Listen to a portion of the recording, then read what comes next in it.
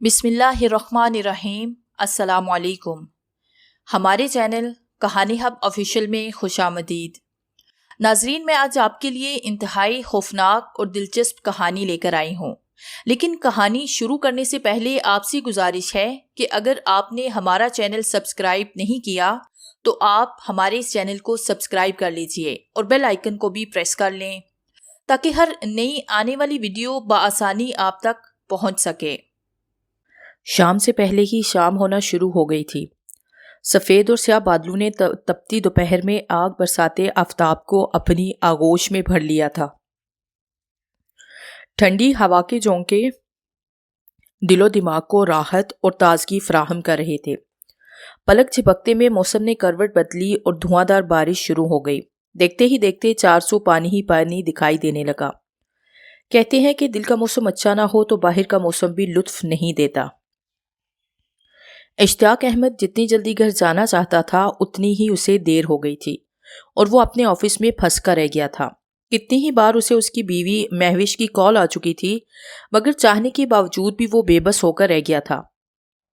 इश्तियाक अहमद एक construction company का मालिक था। मुल्क भर में उसके कई प्रोजेक्ट्स काम कर रहे थे। उसकी दिन रात की मेहनतों का समर था कि आज उसकी कंपनी नेशनल लेवल पर टॉप 1 पर जा रही थी। कुर्सी की पुश से टेक लगाए हुए इश्तियाक अहमद उस वक्त कितनी उजलत महसूस कर रहा था ये वही जानता था। उसकी अहलिया की शाम के वक्त बर्थडे पार्टी थी और अभी उसे उसके साथ मिलकर मार्केट शॉपिंग करने जाना था। उसने चाहा कि वो उठकर चला जाए क्योंकि उसने कौन सा पैदल जाना था, लेकिन मौसम के तेवर देखकर वो सटपटा कर रह गया था। ऐन उसी लम्हे उसके टेबल पर पड़ा उसका मोबाइल बजने लगा था। उसने सरसरी सी नजर डाली। मोबाइल स्क्रीन पर उसकी बीवी महविश का नंबर उसका चिरा रहा था। पहले तो उसने सोचा कि कॉल अटेंड ही ना करे, लेकिन इस तरह महविश की नाराजगी का अंदेशा था। चारों नाचार उसने कॉल यस की और मोबाइल कान से लगा लिया। जब भी मेरी बर्थडे आती है वो कमीनी कबाब में हड्डी की तरह ऊद कर आती है, हमारा पीछा नहीं छोड़ रही। आखिर वो है क्या, भूतनी कहीं की। इश्तियाक अहमद ने मोबाइल कान से लगाया तो दूसरी तरफ से उसे महविश की गुस्सो गम से भरी हुई आवाज सुनाई दी। महविश की बात सुनकर वो परेशान हो गया। महविश ठीक ही तो कह रही थी, खातिर जमा रखो मेरी जान। इश्तियाक ने अहलिया की ढारस बनाते हुए कहा, तुम चिंता मत करो, आज हम उसकी हर चाल को नाकाम बना देंगे। तुम्हारी सालगिरह आज ही होगी। मैं मार्केट से सामान लेकर आऊंगा, तुम उतनी देर में बाकी इंतजामात कर लो ताकि ऐन वक्त पर कोई भी दिक्कत पेश ना आए। तुम बहुत ही अच्छे हो इश्तियाक अहमद, महविश ने मियाँ की तारीफ करते हुए कहा। तुम्हारी खातिर जान तक की बाजी से गुरेज नहीं करूंगा, ये तो कुछ भी नहीं है। अच्छा ठीक है मेरी जान, जितनी जल्दी हो सके निकलने की सही करता हूँ। इतना कहकर इश्तियाक ने कॉल काट दी। उसकी अहलिया के कहे अल्फाज पिघले हुए शीशे की तरह उसके कानों में घुस कर रह गए थे। वो सरतपा कांप रहा था। महविश से पहले उसकी जिंदगी में कुछ ऐसे वाकयात रूनमा हुए थे कि उसकी शादी के बाद भी वो साई की तरह उससे चिपक कर रह गए थे। कुर्सी की पुश से टेक लगाकर उसने आंखें क्या मूंदी। माजी के दरीचों के पट खुलते चले गए और बीतने वाले वाकयात की फिल्म उसके दिमाग की स्क्रीन पर चलने लगी। वो माजी की हिचकोते खाती हुई भंवर में फंसी नाव में खुद ही फंस कर रह गया था। उस कॉलेज में आज तुम्हारा पहला दिन है, मिस्टर इश्तियाक अहमद, प्रिंसिपल ने इश्तियाक को मुखातिब करते हुए कहा। तो इश्तियाक हमतन गोश हुआ। हाई लेवल तक तालीम बचकाना तालीम के ज़मरे में आती है। कॉलेज की तालीम मैच्योर तालिब इल्म करते हैं। अब तुम भी दूध पीते बच्चे नहीं रहे। याद रखना, पार्टीबाजी तुम्हारे मुस्तकबिल को तारीक करने की वजह बन सकती है। जिस हद तक मुमकिन हो फजूल कामों से परहेज करना और बजाय पार्टीबाजी के अपने मुस्तकबिल के लिए कोशिश करना। इश्तियाक अहमद कॉलेज में पहला दिन था। उसके वालिद उसका एडमिशन करवाकर जा चुके थे और वो अभी तक प्रिंसिपल ऑफिस में बैठा था। उसके अब्बू के जाते ही प्रिंसिपल ने उसे नासिहाना अंदाज में समझाना शुरू किया तो जवाबन उसने यस सर पर ही इक्तफा किया। जल्द ही से उसकी मतलूबा क्लास में पहुंचा दिया गया था। वो शुरू ही से काफी ज़हीन था। पार्टीबाजी का इश्तियाक उसे सर से नहीं था। वो मिलनसार होने के साथ साथ एक एहसानमंद नौजवान था। वो दूसरों का एहसास रखता था। उसी खूबी ने उसे जल्द ही सबसे मुमताज कर दिया था। थोड़े ही अरसे में इश्तियाक अहमद की मिलनसारी और एहसासमंदी उसके चर्चे पूरे कॉलेज में गूंजने लगे। इसी हसरत की वजह से वो अपने उसातिज़ा कराम की नज़रों में भी मुमताज़ हो गया। کتنے ہی سینئرز اور جونیئرز اس کے دوست بن چکے تھے، جن میں سے ایک رمشا اور مہوش بھی تھی۔ اتفاق سے دونوں ہی اشتیاق احمد کی گرویدہ ہو گئی تھی، جبکہ اشتیاق کے دل میں مہوش کے لیے محبت کی چنگاری سر اٹھانے لگی تھی، لیکن وہ مہوش پر عیان نہیں کرنا چاہتا تھا۔ انہی دنوں کالج انتظامیہ کی طرف سے پکنک پارٹی کا اعلان ہوا اور اس پارٹی میں شمولیت کرنے والے طلباء و طالبات کو جلد از جلد انٹری کروانے کا کہا گیا۔ اشتیاق احمد نے بھی اپنا نام لکھوا لیا۔ اس کی دیکھا دیکھی رمشا اور مہوش سمیت کتنے ہی دو شیزاؤں نے اپنا نام لکھوایا۔ ٹھیک 3 دن کے بعد کالج کی بس میں سوار طلباء و طالبات سمیت 3 لیکچرار اور ایک فیمیل لیکچرار سب کو دبا کے نواح میں موجود شاہین آباد کی پہاڑیوں کی طرف جا رہے تھے۔ شاہین آباد کی پہاڑیوں کے بارے میں مشہور ہے کہ ان پہاڑیوں کا پتہ نہیں چلتا کہ کہاں پختہ پہاڑی ہے اور کہاں ریتلی۔ قریب سے دیکھنے پر بھی وہ پختہ پہاڑی یا پہاڑ ہی دکھائی دیتی ہے، لیکن پتہ نہیں چلتا اور یکلخت ریتلی جگہ پر پاؤں پڑنے کی دیر ہوتی ہے۔ وہ خونی پہاڑیاں انسان کو چٹ کر جاتی ہیں۔ وقتاً فوقتاً ایسے کتنے ہی حادثات اور واقعات رونما ہو چکے ہیں، لیکن انتظامیہ سمیت کوئی بھی اس طرف دھیان نہیں دیتا۔ آج بھی ایک کالج وان آنے والے حالات سے بے خبر ان پہاڑوں کی طرف گامزن تھی۔ طلبات ہلا گلا کرنے میں مگن تھے۔ یہی نہیں، ان کے اساتذہ بھی آج ان کے ساتھ شامل تھے، جس کی وجہ سے سفر کا مزہ دوبالا ہو رہا تھا۔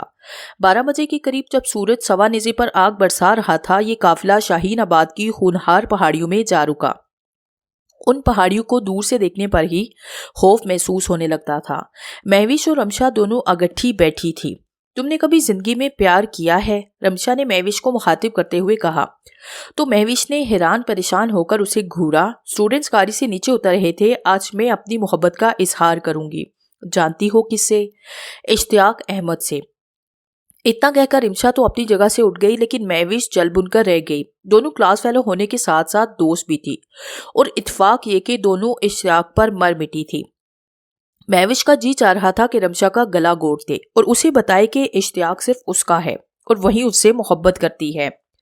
اس کے علاوہ اگر کسی نے آنکھ اٹھا کر بھی اسے دیکھا تو اس کی آنکھیں نوچ لے گی، لیکن وہ ایسا کرنے سے قاصر تھی۔ اس کے پاس سوائے صبر کرنے کے اور کچھ بھی نہیں تھا۔ وہ جلدی سے اپنی جگہ پر بیٹھ گئی۔ اس نے تیہ کر لیا کہ وہ اشتیاق کے ساتھ رہے گی اور اسے کسی طور بھی رمشا یا کسی اور لڑکی کی طرف متوجہ نہیں ہونے دے گی۔ یہی نہیں، رمشا سے پہلے ہی وہ اشتیاق سے اظہار محبت کرے گی اور اسے ہر صورت اپنی محبت کا یقین بھی دلائے گی۔ سب طالب علم ایک جگہ اکٹھے ہو جاؤ اور میری بات کو غور سے سنو۔ ایک لیکچرار جس کا نام علی عثمان تھا، اس نے بس سے باہر نکلتے ساتھ سب طلباء کو کہا، جس کی وجہ سے طلباء بس سے باہر نکلتے ہی اس کے ارد گرد جمع ہو گئے۔ جب سب طالب علم اور اساتذہ جمع ہو گئے تو اس نے پھر سے مخاطب ہو کر کہنا شروع کیا، بچوں، پہاڑیوں کی اونچائی پر جانے کی قطعاً کوئی ضرورت نہیں۔ جس حد تک ممکن ہو سکے تم لوگوں نے ایک دوسرے کے ساتھ ساتھ رہنا ہے۔ ان پہاڑیوں کی اونچائی پر کچھ ایسی جگہ ہے جو ریتلی ہے، اور ان پہاڑوں پر پڑتے ہی ساتھ آدمی ان ہزاروں فٹ اونچی پہاڑیوں کے اندر دب جاتا ہے۔ ایسے کتنے ہی واقعات ہو چکے ہیں۔ میں ایک بار پھر کہہ رہا ہوں، زیادہ اونچائی پر جانے سے اجتناب کرنا۔ وہ سر بولے جا رہا تھا، لیکن طلباء طالبات کے شور نے اس کی بات کو سنی انسنی کر دیا۔ کسی کی بازگشت سے اسے کہے الفاظ ٹکرائے اور کسی کی بازگشت سے نہیں۔ جس کے کانوں سے اس کے الفاظ ٹکرائے اس نے بھی احمقانہ بات گردانتے ہوئے اسے سنی انسنی کر دیا، جس کی وجہ سے چاروں ناچار اسے چپ کرنا پڑا۔ اس کی تقریر ختم ہونے کی دیر تھی کہ طلباء بھیڑ بکریوں کی طرح پہاڑیوں کی طرف بڑھے۔ چاروں ناچار اسے بھی ان کے پیچھے چلنا پڑا، کیونکہ اس کے علاوہ باقی سارے ٹیچرز نے بھی ان طالب علموں کے ساتھ تھے۔ دوسری طرف رمشا کی متلاشی نگاہیں اس منموہنے مکھرے کو تلاش کر رہی تھی جس نے اس کے رگو پے میں سے خون نکال کر اپنی محبت بھر دی تھی۔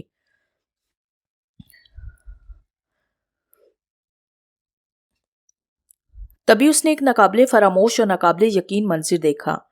اشتیاق اس سے چندہ بلندی پر تھا اور اس نے مہوش کا ہاتھ تھام رکھا تھا۔ وہ مہوش کو سہارا دیے اوپر لے جا رہا تھا۔ دونوں کافی خوشگوار موڈ میں تھے، لیکن یہ سب کچھ رمشا کی برداشت سے باہر تھا۔ اگر وہ دونوں نیچے ہوتے اور اس کی دسترس میں ہوتے تو رمشا مہوش کو پاؤں سے پکڑ کر دوسری طرف گہری کھائیوں کی نظر کر دیتی۔ اس کے دل و دماغ میں مہوش کے لیے نفرت کے سلگتے ہوئے الاؤ سر ابھارنے لگے۔ وہ جان چکی تھی کہ مہوش اشتیاق کی قربت کی خواہش مند ہے، اس لیے اسی کے ساتھ ہے۔ حالانکہ وہ اس سے بات بھی کر چکی تھی کہ اس نے مہوش کے سامنے اپنی محبت کا اظہار کیا تھا۔ رمشا نے دل ہی دل میں مہوش کو سبق سکھانے کی ٹھان لی تھی، لیکن وہ اس بات سے قطعی آشنا نہ تھی کہ حالات اس کی سوچ کے متضاد کروٹ بدلنے والے تھے۔ دوسری طرف مہوش موقع کی طاق میں تھی۔ گاڑی سے نکلتے ساتھ ہی وہ اشتیاق کے قریب ہو گئی۔ اشتیاق تو پہلے ہی اس کے دل میں محبت کا سر ابھارتی چنگاریوں کو محسوس کر رہا تھا۔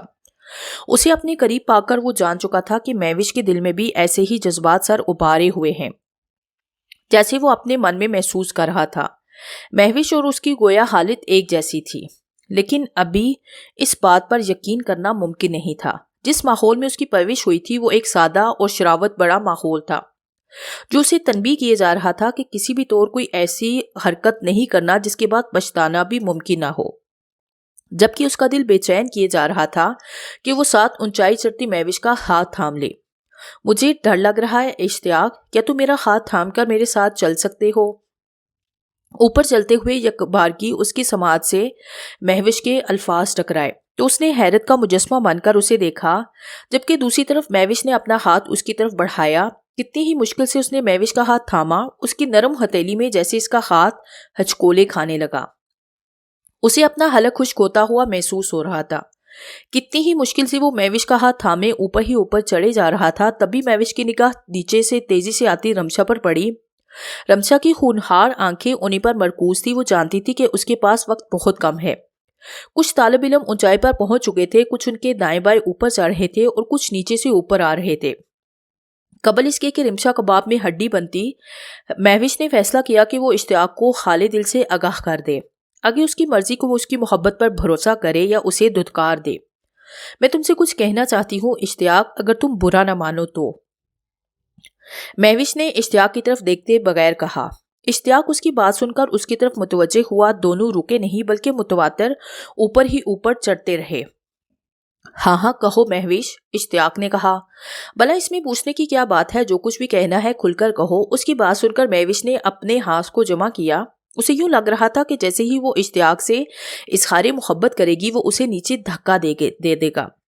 اس کا دل کبوتر کے دل کی طرح بری طرح سے دھڑک رہا تھا۔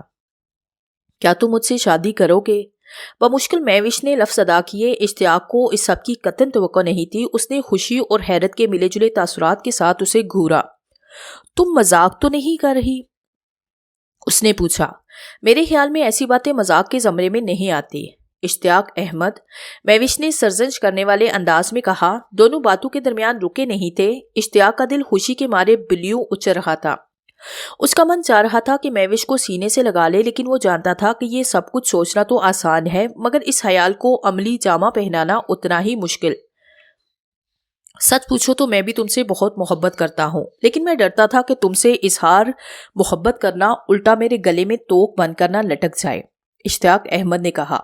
میں آج بہت زیادہ خوش ہوں کہ مجھے میری محبت مل گئی۔ یقین مانو اپنی کیفیت بیان کرنے کے لیے میرے پاس الفاظ نہیں۔ میں بس اتنا ہی کہہ سکتی ہوں کہ میں خوشی کے مارے پھولے نہیں سما رہی۔ مہوش نے خوشی سے باغ باغ ہوتے ہوئے کہا۔ اب ذرا سیریس ہو جاؤ، ایسا نہ ہو کہ یہ بات جنگل میں آگ کی طرح پھیل جائے اور یہ لوگ ہمارا جینا دوبر کر دے۔ اشتیاق نے مہوش کو سمجھاتے ہوئے کہا۔ جلد ہی دونوں ایک اونچی پہاڑ پر جا کر بیٹھ گئے۔ ان سے قبل وہاں کچھ طالب علم بیٹھے تھے، جبکہ کچھ مزید اونچائی پر پہنچ چکے تھے اور کچھ ان کی دیکھا دیکھی اوپر چڑھ رہے تھے۔ مہوش اور اشتیاق مزید اوپر جانے سے بالکل انکاری تھے۔ رمشا بھی ان کے پاس پہنچ چکی تھی اور ٹکٹکی باندھے کھا جانے والی نظروں سے مہوش کو گھورے جا رہی تھی۔ کیا بات ہے رمشا، تم اتنے غصے میں کیوں دکھائی دے رہی ہو؟ اشتیاق نے رمشا کی آنکھوں میں سر ابھارتی ہوئی مہوش کے لیے نفرت دے کر پوچھا تو رمشا نے چونک کر اشتیاق احمد کو کہا۔ کیا تم اب کچھ وقت مجھے دے سکتے ہو اشتیاق احمد؟ رمشا نے پوچھا تو اشتیاق سریلا مسکرایا، جبکہ مہوش تاؤ کھا کر رہ گئی۔ دوستوں کے لیے میرے پاس ٹائم ہی ٹائم ہے رمشا، کہ تمہیں کوئی مسئلہ ہے؟ اگر ایسی کوئی بات ہے تو کھل کر بتاؤ، شرمانے کی قطعاً کوئی ضرورت نہیں، اشتیاق نے کہا۔ اس کی بات سن کر رمشا نے ایک تائرانہ نگاہ مہوش پر ڈالی۔ مہوش کھا جانے والی آنکھوں سے رمشا کو تکے جا رہی تھی۔ اس کا بس نہیں چل رہا تھا، ورنہ وہ اپنے سامنے بیٹھی رمشا کے پیٹ میں ایک بھرپور لات رسید کر دیتی اور رمشا کا کچومر نکل جاتا۔ مجھے تم سے کچھ کہنا ہے، بہت خاص بات جو اکیلے میں کہنا چاہتی ہو۔ میں ڈسٹربنگ برداشت نہیں کر سکتی۔ اگر تم میرے لیے کچھ ٹائم نکالو تو اوپر آ جاؤ، میں تم سے کچھ بات کرنا چاہتی ہوں۔ رمشا نے اشتیاق کی طرف الفت بھری آنکھوں سے دیکھتے ہوئے کہا۔ اشتیاق اس کی آنکھوں کا مطلب سمجھ چکا تھا۔ دیکھو رمشا، پلیز ڈونٹ مائنڈ، مگر اب مزید اوپر جانے کی سخت باقی نہیں۔ مہوش کو بھی اپنی دوست ہی سمجھو، یہ بھی تو ہماری کلاس فیلو ہی ہے، تم جو کچھ بھی کہنا چاہتی ہو بنا کسی جھجک کے کہو۔ اشتیاق احمد نے حالات کی نزاکت کو ملحوظے ہاتھے رکھتے ہوئے کہا۔ وہ جانتا تھا کہ اگر وہ یہاں سے اٹھ کر رمشا کے ساتھ 2 قدم بھی چل دیا تو مہوش کے دل میں اس کے لیے نہ جانے کیسے کیسے خیالات جنم لے سکتے ہیں۔ ممکن ہے وہ اسے دھوکے باز یا فراڈیا قرار دے دے، اور یہی بات اسے گوارا نہیں تھی۔ وہ کسی طور پر بھی اسے کھونا نہیں چاہتا تھا۔ تم سمجھ کیوں نہیں رہے اشتیاق؟ مجھے تم سے اکیلے میں بات کرنی ہے۔ رمشا نے بمشکل تمام اپنے غصے قابو کرتے ہوئے کہا۔ وہ ضدی لڑکی تھی، لیکن پہلی بار خود کو کسی کے سامنے مجبور اور بے بس دیکھ رہی تھی۔ حقیقت یہ تھی کہ وہ دل کے ہاتھوں مجبور تھی، ورنہ وہ تو کسی کو جوتی کی نوک پر بھی رکھنا گوارا نہیں کرتی تھی۔ لیکن وہ کر بھی کیا سکتی تھی؟ اس کی ضد اور ہٹ ڈرمی محبت کے سامنے بے معنی تھی۔ میں تم سے بہت محبت کرتی ہوں اشتیاق احمد، اور مجھے یقین ہے کہ تم بھی مجھ سے اتنا۔ یہ کہہ کر رمشا نے اپنا فکرہ ادھورا چھوڑ دیا، اور اس کی سوالیہ نگاہیں اشتیاق احمد کے چہرے پر جم گئی تھی۔ شرم نہیں آتی تمہیں ایسی گھٹیا باتیں کرتے ہوئے؟ اشتیاق احمد کی جگہ مہوش غصے سے پیچ و تاب کھا کر بولی۔ مہوش کی بات سن کر جہاں رمشا کو حیرت ہوئی، وہیں اشتیاق بھی حیرت سے اسے دیکھا۔ قبل اس کی کہ مہوش مزید کچھ کہتی، رمشا نے اسے ٹوک دیا۔ تم اپنی زبان کو لگام رکھو، مجھے شرم آئے نہ آئے، تمہیں شرم کرنی چاہیے تھی۔ ایک نوجوان لڑکے کے ہاتھ میں ہاتھ ڈال کر تم اوپر جا رہی تھی، اسی لیے تم جیلس ہوئے جا رہی ہو۔ لیکن یاد رکھنا، اس خام خیال کو ذہن سے نکال پھینکو کہ اشتیاق تمہاری جھوٹی محبت کے جھانسے میں نہیں آ سکتا۔ اب یہاں کھڑی کھڑی منہ کیا دیکھ رہی ہو؟ چلو یہاں سے چلتی بنو۔ مہوش نے رمشا کی بے عزتی کرتے ہوئے کہا۔ مہوش؟ اشتیاق نے مہوش کو سرزنش کرنا ہی چاہا تھا، لیکن اس کے کانوں پر جون تک نہیں رینگنے والی تھی۔ اشتیاق، تم نے میری کسی بات کا کوئی جواب نہیں دیا، رمشا نے ترحم آمیز نگاہوں سے اشتیاق کی طرف دیکھتے ہوئے کہا۔ اشتیاق کو رمشا اور مہوش کے درمیان پنڈولیم کی طرح لٹکا رہ گیا تھا۔ اس نے نگاہیں جھکا لی۔ رمشا تڑپ کر رہ گئی۔ اسے یوں لگ رہا تھا جیسے اشتیاق احمد نے اس کی محبت ٹھکرائی نہیں بلکہ اسے سرے عام بے عزت کر دیا ہے۔ رمشا کو کچھ بھی سمجھ نہیں آ رہا تھا کہ وہ کرے تو کیا کرے۔ میں تم لوگوں کا جینا محال کر دوں گی۔ میں نے زندگی میں کبھی نا کا لفظ نہیں سنا تھا۔ یاد رکھنا، میں مر بھی گئی تو میری آتما بھی تم لوگوں کو چین سے نہیں رہنے دے گی۔ رمشا نے روتے ہوئے بمشکل تمام کہا۔ دونوں اس کی جذباتی باتوں کو بالائے ٹاک ڈالنا چاہا، لیکن رمشا کی سماج شکن چیخ نے دونوں کے پیروں تلے سے زمین کھینچ لی۔ اگلا منظر دیکھ کر دونوں کے ہاتھوں کے طوطے اڑ گئے۔ رمشا نے اپنی بات مکمل کرنے کے بعد نیچے چھلانگ لگا دی۔ اس کی چیخ سن کر ہر کس و ناکس نے حیران پریشان ہو کر دیکھا۔ اگلا منظر دیکھ کر سب کی حیرت ہوا دیدہ رہ گئی۔ او مائی گاڈ! مہوش سہم کر اشتیاق احمد کے گلے لگ گئی۔ وہ پوری طرح سے خوفزدہ ہو گئی تھی۔ اوپر چڑھتے اور پہنچ جانے والے طالب علم نیچے اترنے لگے۔ سب ہکا بکا تھے۔ اشتیاق احمد مہوش کے پاس بھی چاروں ناچار نہ تھا۔ سب ہکا بکا تھے۔ اشتیاق احمد اور مہوش کے پاس بھی چاروں ناچار نہ تھا۔ وہ بھی بمشکل تمام ایک دوسرے کے سہارے بنتے نیچے اترے۔ رمشا ایک پتھر پر گئی تھی۔ نہ صرف اس کا پیٹ پھٹ گیا تھا بلکہ اس کا چہرہ بھی مسا ہو چکا تھا۔ وہ مر چکی تھی۔ سب اس کے ارد گرد جمع ہو چکے تھے۔ اشتیاق احمد، لیڈی لیکچرار نے اشتیاق کو مخاطب کیا تو اس نے تھوک نکلتے ہوئے میڈم کی طرف دیکھا۔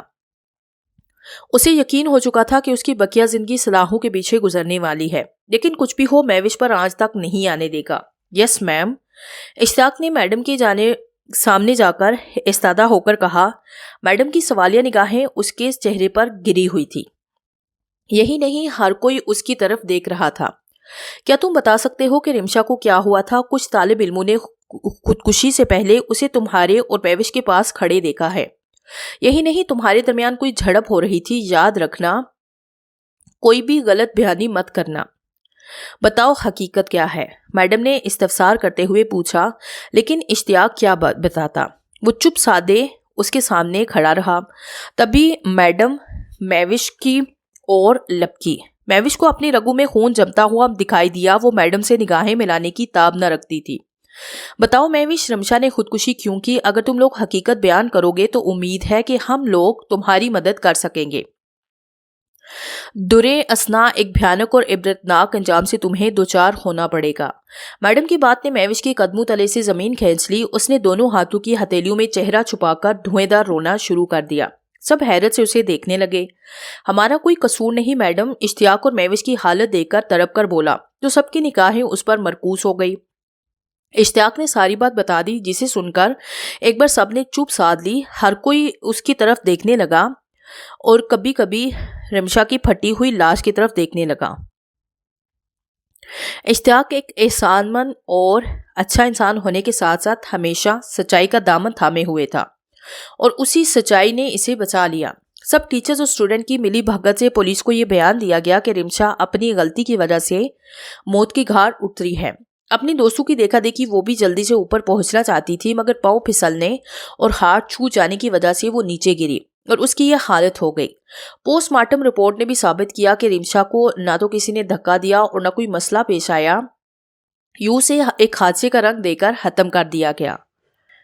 اشتیاق احمد کی زندگی میں اس کے بعد تو گویا طوفان برپا ہو گیا۔ رمشا مر تو گئی تھی، لیکن اس کی آتما نے اشتیاق اور مہوش کا جینا دوبر کر دیا تھا۔ آئے دن انہیں کوئی نہ کوئی نقصان ضرور ہونے لگا تھا۔ اشتیاق اور مہوش ایک ہو چکے تھے، لیکن ابھی تک اولاد جیسی نعمت سے محروم تھے۔ اس وقت بھی اشتیاق احمد یہی سوچے جا رہا تھا کہ وہ کرے تو کیا کرے۔ تبھی وہ ایک فیصلہ کو نتیجے پر پہنچا اور اس نے پکا ارادہ کیا کہ وہ ہر صورت آج اپنی بیوی کی برتھ ڈے پارٹی منائے گا۔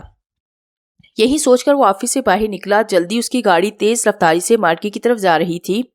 تھوڑی ہی دیر میں اس نے شاپنگ کی اور گھر کی راہ لی۔ موسم پہلے سے بھی زیادہ خراب ہو چکا تھا۔ اس نے مہوش کو بتایا کہ وہ شاپنگ کر کے واپس گھر آ رہا ہے۔ اشتیاق کے لیے گاڑی تک چلانا وقت طلب ہو چکا تھا۔ بارش اتنی تیز تھی کہ سامنے کچھ دکھائی نہیں دے رہا تھا۔ اشتیاق احمد اس وقت ایک موڑ کاٹ رہا تھا جب ایک تیز رفتار ٹرک نے اس کی گاڑی کو اتنی زور سے ٹکر ماری کہ اس کی گاڑی ہوا میں 2-3 کلا بازیاں کھا کر زمین پر گری۔ گاڑی کا ستیہ ناش ہو کر رہ گیا تھا۔ اس کا سر بری طرح سے اسٹیئرنگ سے ٹکرایا۔ گاڑی کے ٹوٹے شیشے اس کے جسم میں کئی جگہ گھس گئے۔ ایک سماج شکن چیخ اس کے حلق سے خارج ہوئی اور وہ دنیا و مافیہا سے بے خبر ہوتا چلا گیا۔ اشتیاق احمد نے جب اپنی آنکھیں کھولی تو خود کو ہاسپٹل کے بیڈ پر پایا۔ مہوش اس کے سرہانے بیٹھی تھی اور اس کے بالوں میں انگلیاں پھیر رہی تھی۔